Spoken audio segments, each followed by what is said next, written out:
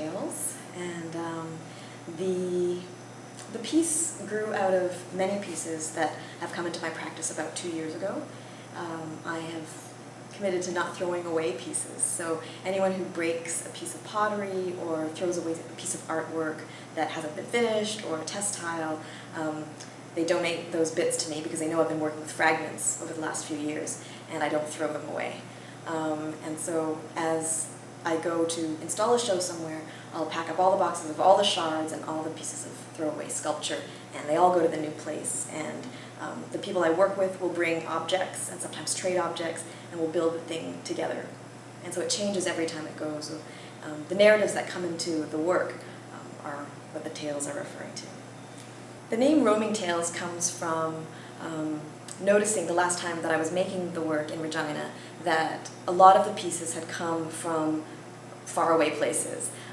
My parents, who lived in Thailand for a while, shipped over buffalo and cows, and I incorporated those hundreds of little tiny figurines into the piece. And friends from grad school at Alfred and friends from Emily Carr, my students, they've given me little bits of their experiments, throwaway test tiles, bits of sculpture, and all of these pieces that come from other schools, other places, other times, kind of roam through time, and now they're roaming through space.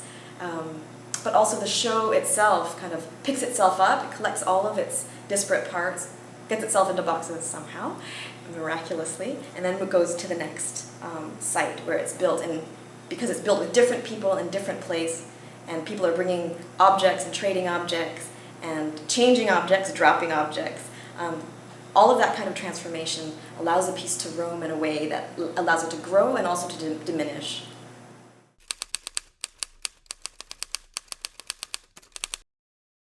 For me, the most basic kind of story happens in just how a hand touches the clay.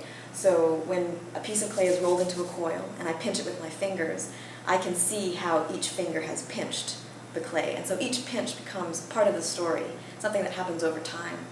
And as the grid goes upward, you can kind of see the piece start to sag a bit in its wet stage. So clay transforms from a very wet material to a dry material to a fired or a vitrified or glass type material, glassified material. So through those transformations, the changes that happen, the story is tracked. So you can tell that a grid was built this way. So when you turn it this way in the space, in the gallery, then I feel that change in my body, and that's the story that I can tell. Other kinds of stories they tell are held by the fact that a lot of ceramics are figurines or souvenirs in this piece, or keepsakes. So they can be little cups that someone has kept for a long time. A friend of mine just donated some of his grandmother's pottery from her collection. And one of the sources for a lot of the shards in here was a store on Granville, South Granville, gift shop, and a truck rammed into the front of the gift shop and broke all of these ceramics, and we got a call and he said, "Do you want broken ceramics?" And I took all of those. So the little narratives or the stories that each piece holds kind of comes into the piece and then changes as it's next to other stories. I can remember where most of the pieces come from.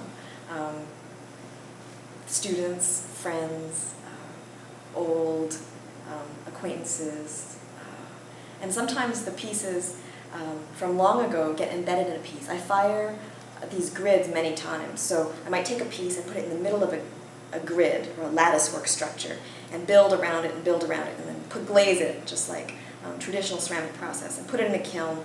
And 3 years from now I might take a hammer and chisel to it, and I've done that with students and broken it open and been able to find old things that I've forgotten were there from before. Ceramics is a very slow technology. It happens by hand usually, and it's pinch by pinch, kind of breath by breath, and the volume grows from there. That slowness is in tension with a lot of the very high-paced, high-tech environment that we live in, like from entertainment to the way that we bring information in and out of the culture. It's so fast, it's hard for me to keep track. So I'm very interested in what happens when those things happen in the same space, when those speeds of making meaning kind of hit each other in the same space. So in the tech lab, for me, that's happening.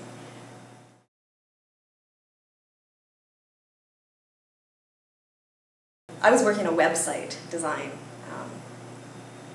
position, and so I was in front of computers all day, so 12 hours a day in front of the computer, and I just kind of forgot what it was like to work with my hands. And so when I had a chance to change my job and choose a way to be hands-on, there's something about knowing material with your body and just through touch that is really, I think, potent right now, when most of the ways that I interact with people and situations and work is very speeded up and very highly automated.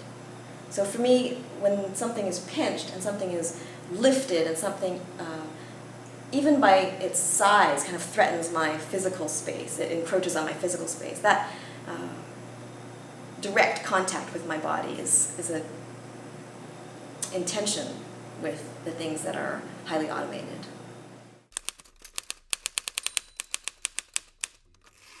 When people come into the show, they hear voices of people who I have been working with on work.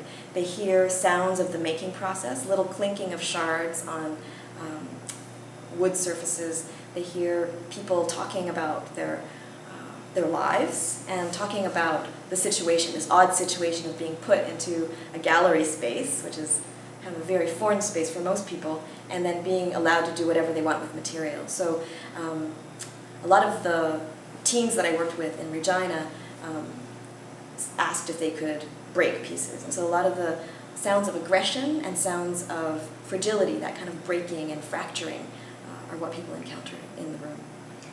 When people walk through the space, I think the first thing that they would notice are the ceramic bits everywhere, because the color is there. But then quickly the moving images and the flicker on the floor will draw their attention to the screens. There's 6 screens in here, and there are different ways that your body needs to be positioned in order to see what's happening on each screen. So sometimes you need to look through ceramic latticework structure, and other times you need to lie beneath a screen, and other times you can only see a screen out of the corner of your eye. So I'm interested in how a body and a way of viewing has to be changed in order to find the moving images and to find the people, who's peopling the space.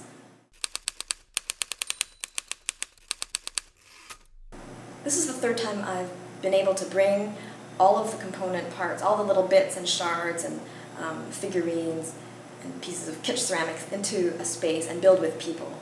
And the way that I haven't seen the work before, I mean, the last time I tried to put it overhead so I could see what it felt like to be underneath a piece of ceramic. And this time I was interested in dealing with how the bits that were made with text and with assistants who were kind of working quietly with me, not in such a dramatic way, not in such an aggressive way. Regina was a lot about aggression and breakage and fracture, and I think the pace this time was something I needed, which was a group of people who are quietly working side by side, crafting the pieces at a pace that we can talk and we can make in relative calm. And there's something about the way that these grids hold things that connect me to the ceramic vessel. And by holding each of the little bits of things, that kind of volume or that breath has to have a calmer space in which to find itself for me as a maker. When I'm dealing with different people doing different things in the space, the pace of breathing in and out as I'm pinching and then running over and doing something else. And I can come and return to that kind of breathing in and breathing out with the people who are pinching the works with me. That's been really important for me here. And I'm still kind of wrapping my mind around what happened here, but I don't feel ready to leave the space yet because I want to see how it affects me and my body as someone who's coming into the space. I'm really interested in lines, different kinds of lines. Lines that, when they're looped in a certain way, convey language, and lines that when they're pinched in a certain way can convey a certain speed or a certain fierceness or a certain gentleness. And drawing does the same thing. How hard you push the charcoal or the piece of drawing material into the paper or whatever is receiving that material. I like the showing of that speed and the showing of that lightness, whichever it is. And so that kind of maybe painting, drawing approach comes into the work. And the thing that the ground that's supporting the drawing in the space is the wooden scaffolding or the pieces of garbage from the gallery that are strung up as an armature or as a scaffolding for a three-dimensional drawing in space. And so instead of just dealing with one surface, I'm able to reach through a line and behind a line and under a line and add another line and put that beside a different line. That's really exciting to me as a maker.